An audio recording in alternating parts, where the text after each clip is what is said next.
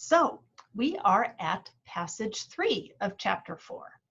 Read this one over and decide whether or not it contains an argument. Ask yourself, is this passage trying to convince me that something is true? Pause the video and think.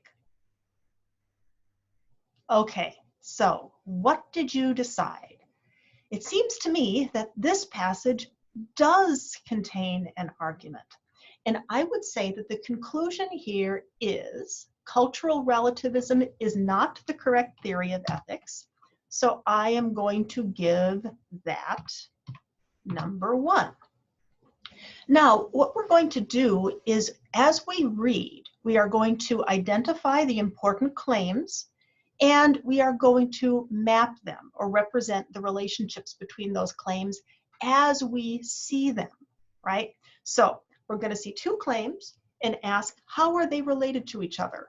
With an arrow or with a plus or separately. We haven't technically seen separately yet, but we're getting there.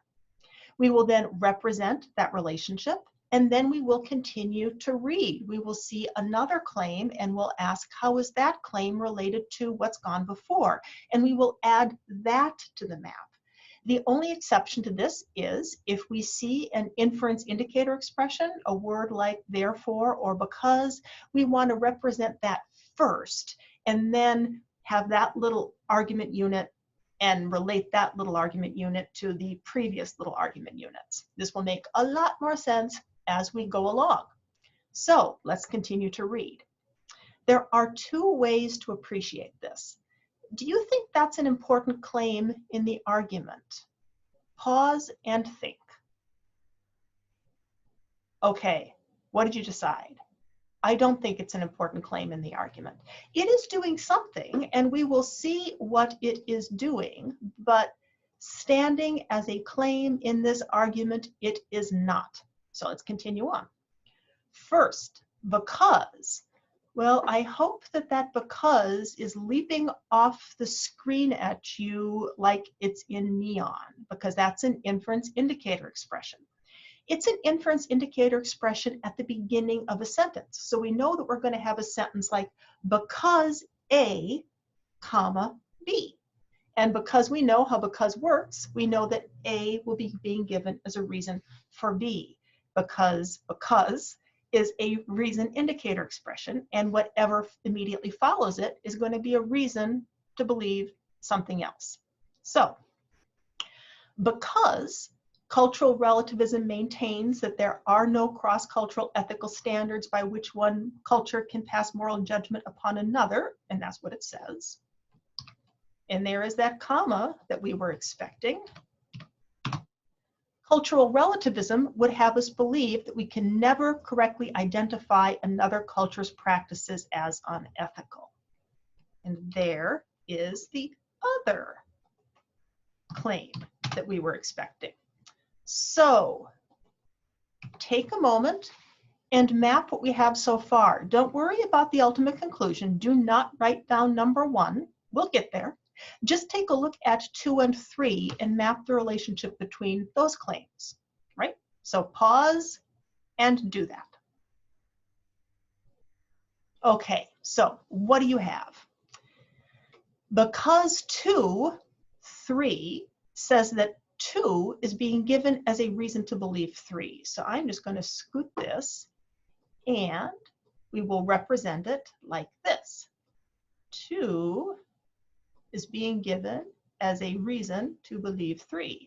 And are there more elegant technological tools for writing a map like this? Yeah, of course there are. This has the advantage of being something that I can do in my office or at home, so I'm going with it. So there is the relationship between 2 and 3. So continue to read. Figure out what the next important claim is, unless you see an inference indicator expression, in which case represent that first, and then relate what you have just identified to this. It's going to be related with either a plus, an arrow, or separate. Okay, so pause and do that. Okay, what's next? In at least some cases, we can correctly identify another culture's practices as unethical. I think that's important. So that's going to be the next claim. And now what I need to ask is, how is 4 related to the 2-3 bit? With an arrow, an inference, a plus, like that cooperative dependent reason relationship, or independent reasons. What do you think? It looks to me like 4 would be connected to the 2-3. Well, pause if you haven't already thought about that. Okay, I think it's with a plus, right? I think that 4 should be added to 2 or to 3. And it looks to me like it's most naturally added to 3. Not only is it right next to 3 in the passage, that's some indication, but if we take a look at the content of those claims, they go together really well. Cultural relativism would have us believe that we can never correctly identify another culture's practices as unethical, but in at least some cases, we can do exactly that. It's really tempting to think that 4 and 3 contradict each other, because one might say, look, 3 says that we can't correctly identify another culture's practices as unethical, but 4 says we can identify another culture's practices as unethical. How can that be true? Well, be careful. Is 3 actually saying that we can never correctly identify another culture's practices as unethical? It is not. Correct? It is saying that cultural relativism says that. It's as if I were to say to you, my friend, I'm making a name up, I'm just pulling it out of the sky. My friend, of course, every name that occurs to me is someone that I already know. My friend X tells me that classes are going to resume in person next week, right? But I know that they will not be resuming in person next week. What follows from that? Well, that my friend, person X, is incorrect, right? My friend X says this. I know that that's wrong, so my friend is mistaken. Same thing here. Cultural relativism says this. I know that that's wrong, so cultural relativism is mistaken. So let us represent that. Let's add 4 to 3. And as a matter of fact, we can now see what follows from those, right? Cultural relativism says this thing, that thing's wrong. Well, what about cultural relativism? Cultural relativism is sadly mistaken, which is what 1 says. So there we have it. 2 supports 3, 3 works with 4, and they both support jointly as a dependent reasons 1. Excellent. Now, continue to read. And again, read along. If you see an inference indicator expression, represent that right away. Once you have either a claim or a claim unit that represents an inference indicator expression, ask yourself, how is that thing related to what has gone before? So pause the video and do that. Okay, what do you have? Let's see. Second, according to cultural relativism, there is no such thing as moral progress because, okay, there's that because again. So let's represent that right away. Inference indicator expressions take precedence over everything else because they help us to see where the units are and how those ideas are related to each other. Any assessment to the effect that things are better now than they used to be would require us to compare one state of affairs to another state of affairs using some sort of objective criteria. That's a long hunk, but that's one thing. So ask yourself, how are 5 and 6 related to each other? And map that. Pause and do that. Okay, so what do you have? If it's 5 because 6, 6 is a reason to believe 5, right? Because is a reason indicator. It says, hey, what follows me is a reason for something else. Here, 6 is a reason to believe 5. So let us write that down somewhere. 6. I'm just going to write it over here. We can always erase it and move it if we need to. Sorry for the rather messy stuff here. 6 is supporting 5. Okay, now we just need to ask, how is this thing related to what has gone before, the 2, 3, 4 bit? Pause the video and think. Okay, so what do you have? How is 5 and 6, that unit, related to this other thing? Is it with an arrow, an inference, a plus, or separate? We decided? I think it's separate. This is the first time we've seen that. There's a couple of ways that we can identify what's going on here. One is to note that there is this first and second, and that is directly related to this sentence. There are 2 ways to appreciate this. So the author is basically telling us, hey, I'm going to give you 2 approaches or 2 paths to the ultimate conclusion. First and second. Different lines of reasoning, and by the way, that's what these are called. When you have 2 lines of reasoning converging to a claim, or 2 paths converging to a claim, that's an independent line of reasoning, as opposed to dependent reasons where you need them both. One way that you can tell that an author is doing that, if an author or a speaker is being very solicitous and very friendly to you, is just pay attention to things like this. There are 2 ways to appreciate this, first, second, or there are three reasons to believe this, first, second, third. But sometimes authors aren't quite that obvious, so we're going to see another way that we can tell if we need to think just a wee bit harder. So it's going to be separate, so I am not going to worry about connecting it to this at all. I'm just going to continue to read. And what's next? In many instances, however, we have witnessed moral progress. Good, good. 7. Now, if this author is worth his or her own salt, she's not, or he is not going to, or they are not going to flip back and forth between lines of reasoning. So once one line of reasoning is done, this one over here, it is done. We don't have to worry about it anymore. What we need to ask is, how is 7, that claim, related to 5 and 6? So ask yourself that. Is 7 related to 5 and 6? With an arrow with a plus or separate. Pause the video and think. Okay, what did you decide? I think it's with a plus. Now, what would it be added to?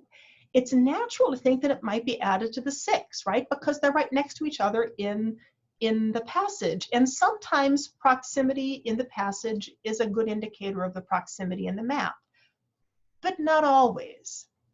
Take a look at 6 and 7 and ask, how many concepts do they have in common, right? How closely related are they? And then ask, take a look at 5 and 7. How closely related are they? What kind of concepts do they have in common?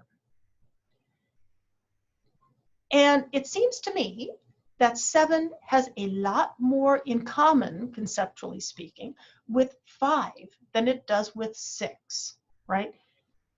5 says, according to cultural relativism, we don't have moral progress. And 7 says, oh, yes, we do. So what would follow from that? That cultural relativism is wrong. It's the same sort of logic that we had over here with the 3 plus 4 going down to 1. The 5 plus 7 supporting 1, same thing.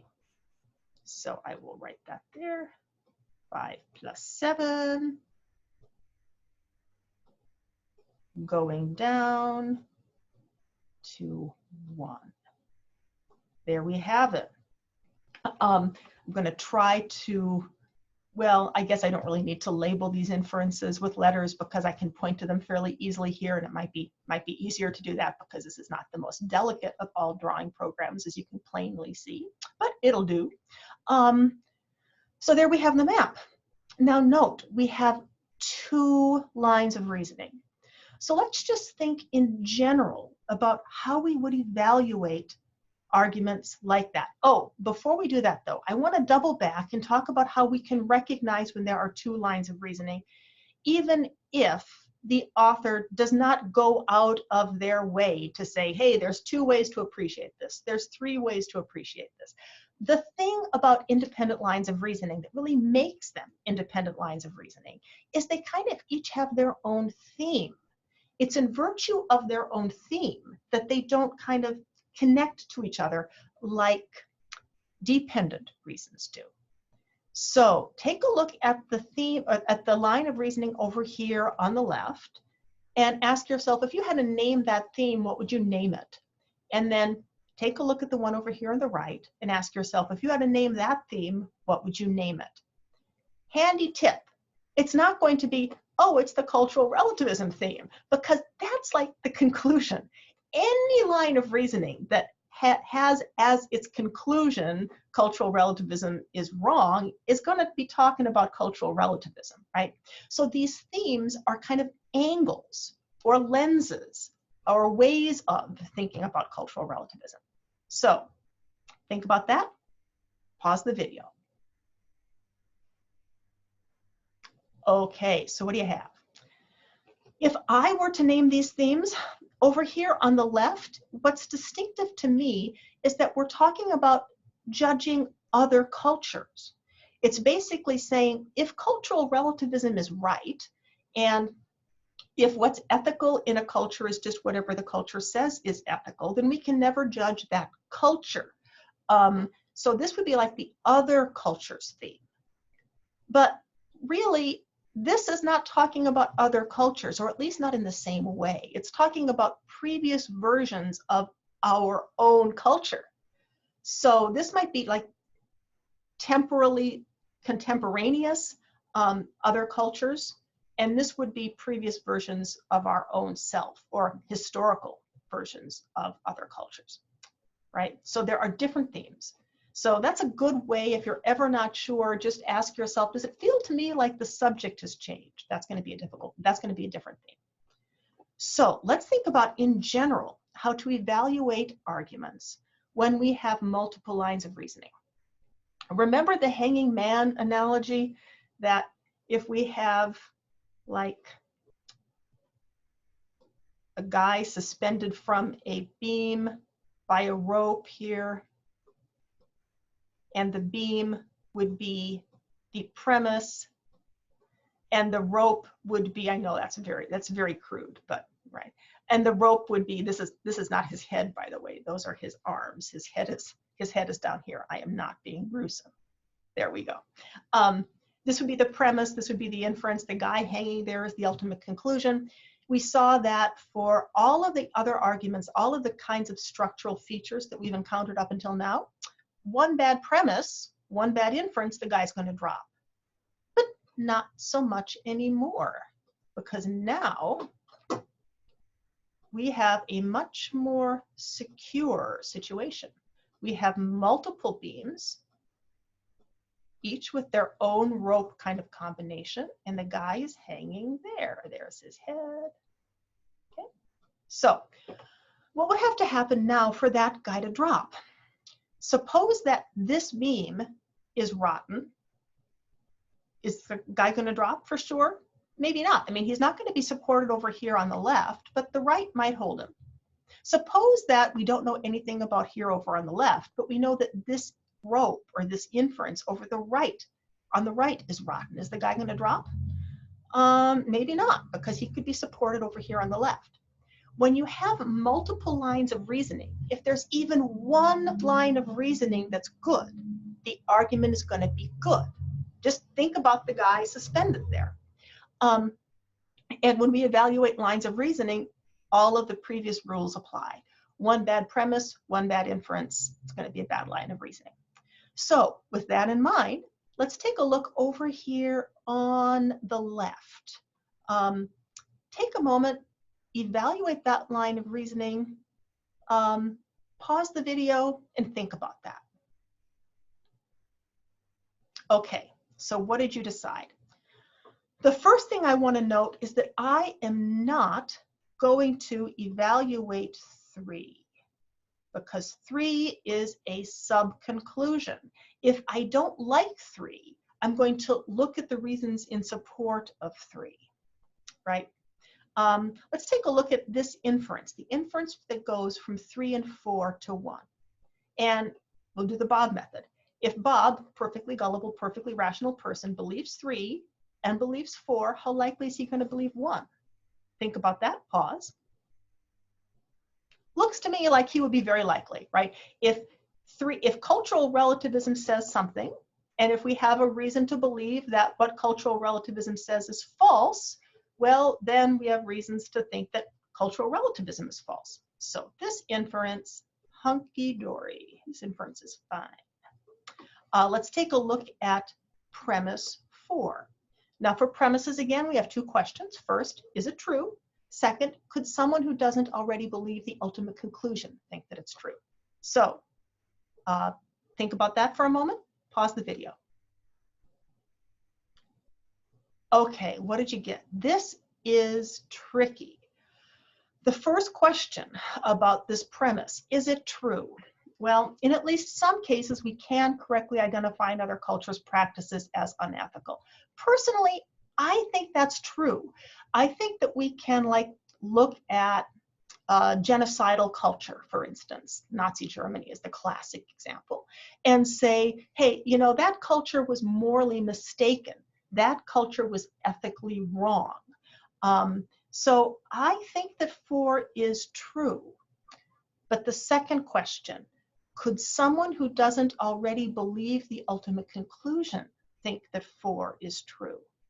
Let's try that. So we have to put ourselves in the head of someone who doesn't already believe 1, someone who does not already believe that cultural relativism is not correct.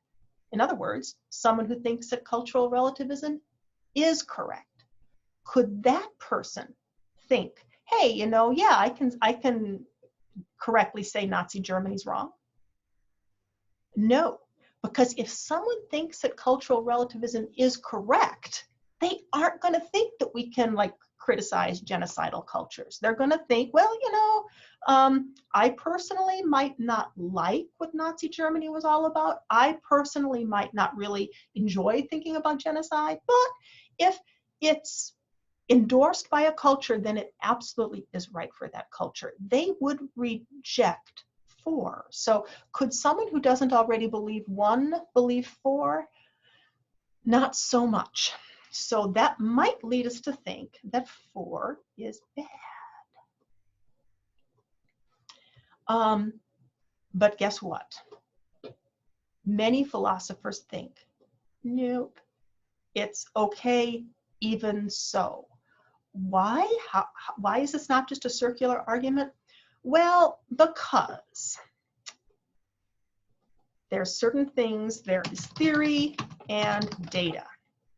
And this argument kind of shows how those things can be related. A theory is basically, I'm going to make this so you can see, this is what I'm talking about right here. I'm talking about theory and data.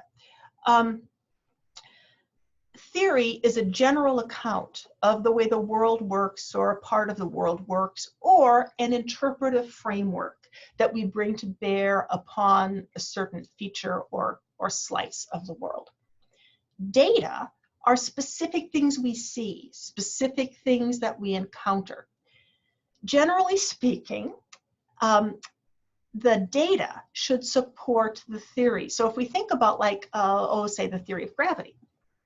We have a theory of gravity. It leads us to expect certain things. It leads us to predict certain things. It's a general account of the way the world works. So suppose I do this. Do you know what you're going to see if I drop the pen? Sure you do. There we go, right? The pen falls.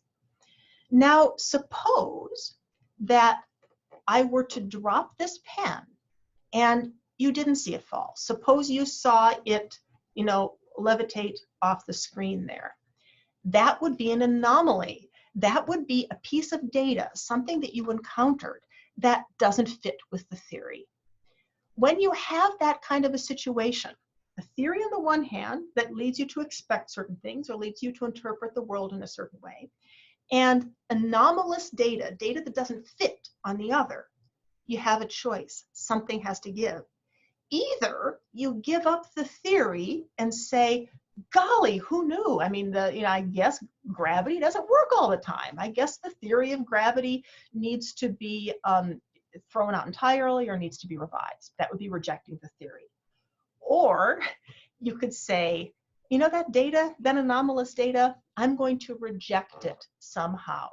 I'm going to maybe in this instance say, yeah, I know it looked like this pen levitated, but guess what? Warren is just doing some kind of a trick. She has some fishing line here, and she has a confederate on the other side, and that confederate is raising it with the fishing line and so on. It's a trick, right? Saying that the data that I seem to be seeing is not exactly as it seems to be. That would be rejecting the data.